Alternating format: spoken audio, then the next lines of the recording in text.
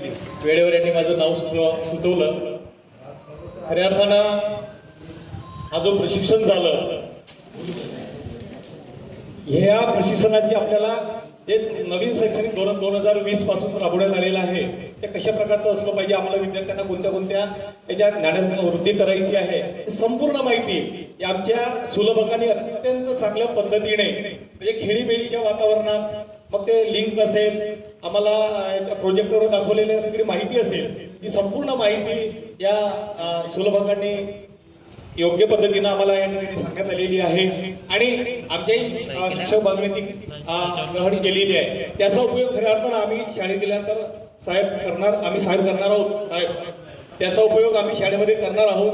परंतु एक खंत अशी मला वाटली की हा प्रशिक्षण आपल्याला आता न देता म्हणजे फरवरी महिन्यात न देता तो जर आम्हाला नोव्हेंबर डिसेंबर या महिन्यात झाला असता, प्रतिक्रिया देताना बघायची मी माझ्या त्याच्यामध्ये टाकलं की आपल्याला कोणती अडचण भासली, त्याच्यामध्ये आपण हे टाकलं की हे प्रशिक्षण आहे, हे प्रशिक्षण आम्हाला सुरुवातीला द्या, म्हणजे जेव्हा आपली शाळा सुरुवात होते त्याचा फायदा आम्हाला त्या सत्रामध्ये आम्हाला विद्यार्थ्यांना करता येईल.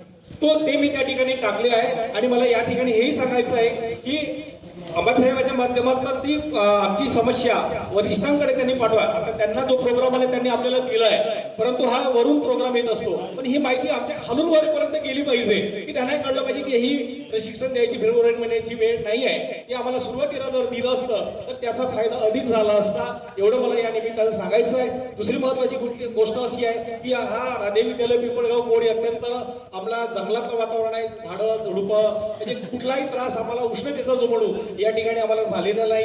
जेवणाची उत्तम व्यवस्था झाली आहे, अंडे भेटले आहेत आम्हाला काल, म्हणजे जेवणाची व्यवस्था छान झालेली आहे, म्हणजे जेवण चांगलं तर कार्यक्रम चांगला. त्याच्यामुळे आमचं ही प्रशिक्षण खऱ्या अर्थानं चांगलं झालं आहे आणि आम्ही हा विद्यार्थ्यांना जे आम्हाला काही चांगलं ज्ञान मिळालं ते विद्यार्थ्यांना देण्याचा आम्ही प्रयत्न करतो. एवढं बोलतो माझे 2 शब्द या ठिकाणी बंद करतो. धन्यवाद.